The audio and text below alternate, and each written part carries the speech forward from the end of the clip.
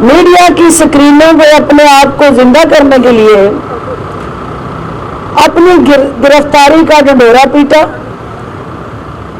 اور زبردستی اس گاڑی کے اندر خود بیٹھ کے، چونکہ آج جیسا کہ آپ جانتے ہیں کہ ضمنی الیکشن جو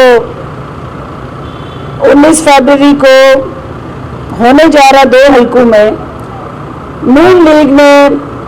بوریوں کے منہ کھولے ہوئے ہیں 2 حلقوں میں، اور لوٹ مار کا پیسہ، کرپشن کا پیسہ مال مفت دل برہم سمجھ کے جس طرح لٹایا جا رہا ہے، جس طرح سے ووٹوں کی خرید و فروخت کا گنانا کاروبار نون لیگ کی قیادت میں وزیر آباد اور ڈسکا میں شروع کیا ہوا ہے، آج اسی مشن کی تکمیل کے لیے عطا اللہ تاڑڑ اور عابد رضا جو ان کے ایک نوٹوریس کریکٹر ہیں، وہ وہاں سیاسی افراتفری پھیلانے کے لیے گئے، جلسے میں شمولیت کی، وہاں کی لوکل پولیس کو عابد رضا کے حوالے سے چونکہ اسلحہ اور ان کے ساتھ جو باڈی گارڈز ہیں ان کے حوالے سے اطلاعات ملی کہ ان کی گاڑیوں میں اسلحہ ہے، لہٰذا پولیس نے جلسے کے بعد عابد رضا کی گاڑی کو روکا اور انہیں گاڑی کی تلاشی کے لیے کہا۔ انہوں نے کہا کہ جب انہوں نے تکرار کی تو دور کھڑے سیاسی ماسٹر مائنڈ اور میڈیا کی سکرین کے بھوکے عطا اللہ تاڑڑ کے پیٹ میں انگڑائی اٹھی اور اس نے گاڑی کے اندر خود آ کے بیٹھ کے ایس ایچ او کو کہا کہ متعلقہ پولیس افسر کو کہ آپ جو ترجیحات، جو ڈیٹیلز لینا چاہتے ہیں تھانے میں جا کے لے لیں اور وہاں بیٹھ کے بات کرتے ہیں، ہم آپ کو دیتے ہیں وہ ساری ڈیٹیلز بھی اور تفصیلات بھی۔ لہذا موصوف جو ہے وہ ایک بار کے ممبر کے ساتھ گاڑی میں بیٹھ کے خود تھانے تشریف لے کے گئے، پھر انہوں نے اپنی کنیزوں کو میسج کیے کہ مجھے گرفتار کر لیا گیا، کسی نے کہا کہ انہیں اغوا کر لیا گیا۔ تو یہ جو رنگ بازی اور شو بازی ہے یہ نون لیگ کا وتیرہ ہے، اور ہمیشہ اس جماعت نے سیاسی شہرت حاصل کرنے کے لیے ہر وہ عمل کیا جس کی بعد میں انہیں سبکی اٹھانی پڑی، انہیں شرمندگی ہوئی۔ عطا اللہ تاڑڑ کا چونکہ کوئی گرفتاری نہیں ہوئی تھی تو ریلیز کرنے کا سوال پیدا نہیں ہوتا کہ ان کو ریلیز کر دیا گیا۔ کسی شخص کو ریلیز کرنے کے لیے پہلے گرفتار ہونا ضروری ہوتا ہے، تو جو شخص خود اچھل کے کود کے گاڑیوں میں بیٹھ کے تھانے میں جائے اور کہے کہ مجھے میں آؤں گا اور مجھے بتائیں، اور پھر یہ ایک پلان ڈرامہ، یہ ایک بالکل اس سیاست کے اس الیکشن کے ساتھ جڑا نون لیگ کی رنگ بازی کا شاہکار یہ واقعہ ہے۔ اس کا صرف اور صرف ڈسکا اور وزیر آباد کے الیکشن میں ہمدردیاں سمیٹنا اور میڈیا کی آنکھ کو دھوکہ دینا ہے، لیکن کنیز اول، کنیز دوم اور شریف خاندان کے یہ جو ذاتی ملازم آج عطا اللہ تاڑڑ صاحب ڈرامہ کر کے آئے ہیں، انہیں میں یہ کہنا چاہتی ہوں کہ تاڑڑ صاحب آپ شاید سینٹ میں پہنچنے کے لیے ہاتھ پاؤں مار رہے ہیں، اور یہ جعلی اپنی گرفتاریاں لیڈرشپ سے ہمدردیاں سمیٹنے کے لیے یہ سارا ڈھونگ رچا کے آپ اپنی جماعت کو تو متاثر کر سکتے ہیں لیکن حقائق کو مسخ نہیں کر سکتے. لہذا یہ آج قابل مذمت جو ان کی طرف سے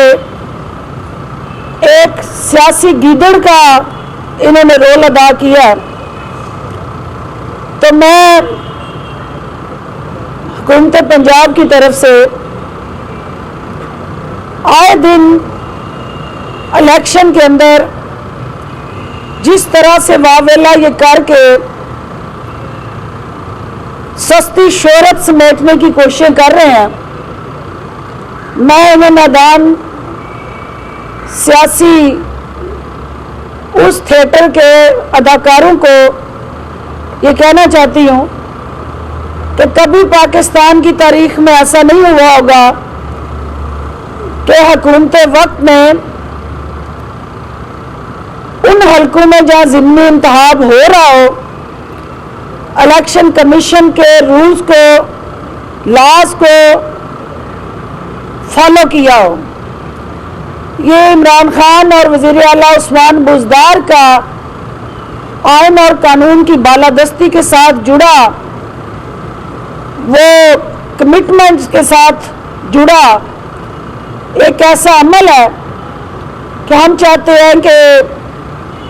عوام کے پاس یہ اختیار ہو، انتظامیہ یا پولیس کے پاس یہ اختیار نہ ہو کہ وہ یہ فیصلہ کرے کہ کس کی ہار ہونی چاہیے اور کس کی جیت ہونی چاہیے. جس سسٹم کو ہم بدلنا چاہتے ہیں اس سسٹم کے اندر حکومت وقت جو ہے وہ بازو مروڑا کرتی تھی، وہ مخالفین کو آڑے ہاتھوں لیا کرتی تھی اور انتظامیہ ان حکومتوں کے اشاروں پہ ناچا کرتی تھی. آج ڈسکے اور وزیر آباد کے اندر اپوزیشن کا دندنانا، وزیر اعظم کو للکارنا، بار بار حکومت کو مسل دکھانا، قانون کی خلاف ورزیاں کرنا، قانون کو ہاتھ میں لینا اور سر عام ووٹوں کی خرید و فروخت کر کے الیکشن کے قوانین کو سبوتاژ کرنا، ان سب کو دیکھتے ہوئے بھی ہم یہ جمہوری انداز سے ایک جمہوری حکومت ہوتے ہوئے اپنے مخالفین کا سیاسی محاذ میں مقابلہ کرنا چاہتے ہیں، اور ہم کریں گے انشاءاللہ. یہ اختیار عوام کا ہے کہ وہ کس کو چنتی ہے اور کس کو ووٹ دیتی ہے، لیکن اس قسم کے اچھے ہتھ کنڈوں سے عوام کو گمراہ کرنے کی جو سازشیں ہیں ان کو ہم ضرور بے نقاب کریں گے. آج چونکہ وزیر اعظم کی قیادت میں دو اہم ایشوز جن پہ وزیر اعظم نے ہمیں رہنمائی دی اور حکومت پنجاب کی جو ترجیحات ہیں ان کو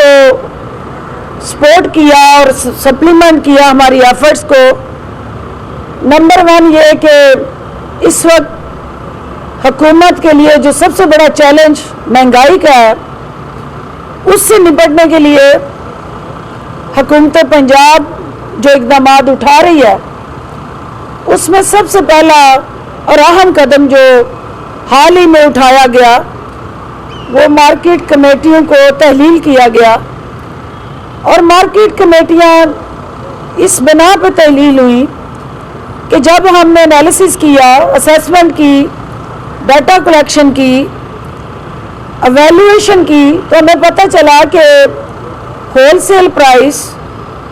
اور ریٹیل پرائس جو ہے اس میں ایک وسیع گیپ ہے. جو آڑتی ہے، جو مڈل مین ہے اور جو نیچے دکاندار ہے، اس تک وہ چیز پہنچتے پہنچتے اس کی قیمت میں 20 سے 25% جو اضافہ ہوتا ہے उसके जिम्मेदारों का तयन करना हमारी जिम्मेदारी और फ़र्ज़ है। लिहाजा वो गैप जो हमने आइडेंटिफाई किया, जिसमें मार्केट कमेटियों का जो एक मौसर रोल होना चाहिए था, वो उसमें नज़र ना आया और वो कमेटियां तहलील कर दी गई। उसके लिए एक अल्टरनेटिव प्लान हम लेके आ रहे हैं। आज प्राइम मिनिस्टर को उसकी प्रेजेंटेशन दी गई है। इन मार्केट कमेटियों को हम जहां डिजिटलाइज करने जा रहे हैं, वहां इनको कमर्शलाइज इंसेंटिव के साथ पब्लिक प्राइवेट पार्टनरशिप से हम एक टोटल पैराडाइम शिफ्ट करने जा रहे हैं, ताकि वो आड़ती और मिडलमैन और छोटा दुकानदार आवाम के जेब के ऊपर जो डाका डालता है, उन हाथों को रोका जाए। दूसरी चीज़ जो आज अहम तरीन प्राइम मिनिस्टर साहब की क़यादत में ज़राई शोबे के साथ जुड़ा हमारी अहम ज़रूरत गंदम और आटा है, उस हवाले से कुछ इनकलाबी तरजीहात जो हैं वो प्लान की गई हैं। आज मीटिंग में डिटेल डिस्कशन के बाद मिनिस्टर फूड को ये वज़ीर आज़म ने हदायत दी हैं कि वज़ीर आला की क़यादत में गंदम की स्पॉट प्राइस का तयन किया जाए और आटे को उसकी सस्ती फराहमी यकीनी बनाने के लिए आवाम को हर वो अमली कदम उठाया जाए और एक इफ़ेक्टिव बर वक्त और मौसर फूड पॉलिसी जो है, जो अनाज की सस्ते दामों फराहमी को इंश्योर करेगी, उसके लिए हुकूमत पंजाब अपनी तरजीहात तय करने जा रही है। आपका बहुत बहुत शुक्रिया जी।